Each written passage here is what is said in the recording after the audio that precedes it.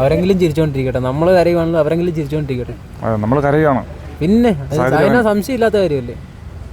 അങ്ങനെ പറയാനുള്ള കാരണം എന്നാന്ന് വെച്ചാൽ ഇപ്പൊ സാറിനെ ഒന്ന് ആലോചിച്ച് നോക്കി, ഇവിടെ ഇപ്പൊ എന്നാ നടക്കുന്നത്. എങ്ങനെയും ഞാൻ ഈ പ്രാവശ്യം എന്നെ ആരാലും വോട്ട് ചെയ്തില്ല, എൻ്റെ വീട്ടുകാരും ചെയ്തില്ല, ആരും ചെയ്യുന്നില്ല. ചെയ്തിട്ടൊരു പ്രയോജനമില്ല. എന്നാ പ്രയോജനം എന്നതിന് ജനാധിപത്യം എന്നൊക്കെ പറയുന്നുണ്ട്.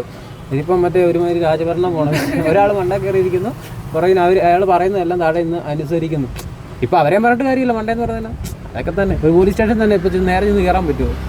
എന്തെങ്കിലും പാവപ്പെട്ടവൻ ഒരു കേസും വെച്ചുകൊണ്ട് ഇപ്പോൾ സ്റ്റേഷൻ ചെന്നുള്ള അവസ്ഥ എന്നാ? ഇതൊക്കെ പറഞ്ഞിട്ടൊരു കാര്യമില്ല. ഇടി കിട്ടേണ്ടതിന് എവിടെ ചെന്നാലും ഇടി കിട്ടും. ഓക്കെ.